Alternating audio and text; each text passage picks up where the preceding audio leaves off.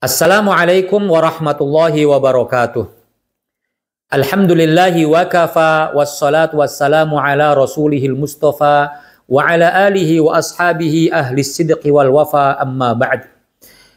Ayyuhal muslimun wa ya ayyatuhal muslimat hafidhakumullah. Kali ini kita akan kembali membahas bagian ahli waris. Kita tahu bahwa mengapa ada warisan? Karena harta yang ditinggalkan oleh si mayit itu harus ada pemilik yang baru yang akan memilikinya. Dan orang yang paling berhak untuk mendapatkan harta yang ditinggalkan oleh si mayit itu adalah para ahli warisnya. Di antara semua ahli waris yang ada, maka kita akan membahas ahli waris yang paling kuat, ya kan? Ahli waris yang paling mendapatkan warisan yang paling dominan, paling diprioritaskan. Siapa itu? Dia adalah anak laki-laki. Karena ketika si mayit meninggal dunia sebagai ayahnya, maka yang paling terasa dampaknya adalah anak laki-laki. Dan anak laki-laki inilah yang nantinya akan menggantikan posisi daripada bapaknya ketika meninggal dunia, untuk menjalankan proses memberikan nafkah atau perwalian. Oleh karenanya di dalam Al-Qur'an Allah Subhanahu wa taala menyatakan, yusikumullahu fi auladikum lidzakari mithlu hadzil unthayain. Ini adalah dalil dan sekaligus menjadi kaidah bagaimana seorang anak mendapatkan warisan. Kata lidzakari mithlu hadzil unthayain menunjukkan bahwa anak laki-laki ini bagiannya lebih banyak 2 kali lipat daripada anak perempuan. Maka seorang anak laki-laki ini bagian warisannya hanya cuma ada satu. Hanya ada satu jenis warisan yang akan diperoleh oleh si anak laki-laki. Dan yang dimaksud dengan anak laki-laki adalah anak laki-laki dari si mayit yang dilahirkannya atau dilahirkan oleh istrinya. Kalau si mayitnya laki-laki berarti si anak laki-laki ini adalah anak yang dilahirkan oleh istrinya. Istrinya yang sah, ya kan? Kalau yang meninggal dunia perempuan berarti ini adalah anak yang dilahirkannya. Maka yang dimaksud dengan anak di sini bukanlah anak tiri atau anak angkat, tapi benar-benar anak laki-laki ahli waris yang laki-laki ini adalah anak yang memang menjadi anak kandungnya. Dia berhak mendapatkan sisa atau asobah. Bagaimana konsep asobah dalam ilmu waris? Jika asobah ini adalah seorang diri, tidak ada ahli waris ashabul furud yang lainnya, maka dia yang berhak untuk mendapatkan seluruh harta warisan tersebut.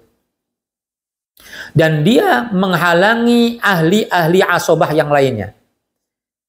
Dan di antara semua ahli waris asobah itu yang paling berhak adalah anak laki-laki. Maka jika ahli warisnya cuma ada anak laki-laki, tidak ada ahli waris ashabul furud yang lainnya. Tidak ada istri, tidak ada, kalau yang meninggal perempuan tidak ada suami, tidak ada bapak, tidak ada ibu, Boleh ada saudara, tapi kan terhalang oleh anak laki-laki. Maka semua hartanya akan jatuh kepada anak laki-laki seorang diri ini. Jadi uangnya misalnya yang ditinggalkan si mayit ini 100 juta, maka 100 juta itu menjadi milik anak laki-laki seorang diri. Baik yang meninggal dunia adalah bapaknya atau ibunya. Sehingga punya 2 kali potensi untuk mendapatkan warisan berupa asobah. Bapaknya meninggal dunia, dia mendapatkan asobah bin nafsi. Ibunya meninggal dunia, dia lagi-lagi mendapatkan asobah bin nafsi. Tapi kalau dia berdua dengan saudara laki-lakinya, maka mayit berarti punya anak lebih daripada 1. Ketika si mayit ini memiliki anak laki-laki lebih daripada 1, maka bagian mereka tetap asobah. Hanya saja asobah ini dibagi sesuai dengan jumlah mereka dan dibagi secara rata, tidak ada perbedaan satu dengan yang lainnya. Sehingga misalnya si mayit meninggalkan anak laki-laki 2, maka hartanya dibagi 2. Kalau uangnya 100 juta, 50 juta untuk anak laki-laki yang pertama, yang 50 untuk anak laki-laki yang kedua. Kalau 3 bagi 3, kalau 4 bagi 4, dan seterusnya dan seterusnya. Tetapi jika si mayit ini memiliki ahli waris yang lainnya, ashabul furud yang lainnya, maka ashabul furud itu diberikan terlebih dahulu warisannya. Ya, misalnya mayit ini meninggalkan istri, maka berikan hak si istri 1/8, sisanya buat anak laki-laki ini. Mayit meninggalkan suami, maka berikan haknya kepada si suami, berarti yang meninggal dunia adalah perempuan. Suami mendapatkan 1/4, sisanya buat anak laki-laki. Jika si mayit memiliki orang tua, maka berikan harta warisan itu kepada orang tuanya, bapaknya 1/6, ibunya 1/6. Sisanya diberikan kepada anak laki-laki.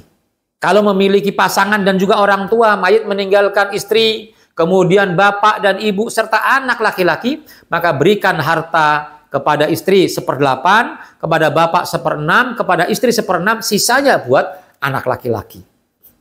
Lalu dibagi sisanya itu sejumlah anak laki-laki yang ada. Kalau seorang diri, sisanya itu waris sendiri. Kalau lebih anak laki-lakinya 2, 3, atau 4, maka dibagi rata untuk mereka sejumlah dengan harta, dengan ahli waris laki-laki yang ada. Kemudian bagaimana kalau seandainya anaknya bukan hanya laki-laki saja, tapi anaknya juga ada anak perempuan? Maka anak perempuan juga mendapatkan asobah bersama dengan anak laki-laki. Dengan rumus, ya, anak laki-laki mendapatkan bagian 2 kali lipat daripada anak perempuan. Sehingga misalnya si mayit meninggalkan istri, maka istri mendapatkan 1/8. Sisanya 7/8 diberikan kepada anak-anaknya, baik laki-laki maupun perempuan, dengan penghitungan anak laki-laki 2 bagian, perempuan mendapatkan satu bagian. Jadi misalnya anak laki-lakinya 1, anak perempuan 1, maka hartanya dibagi 3, ya kan? Ya, jadi 3, sisanya ini dibagi 3.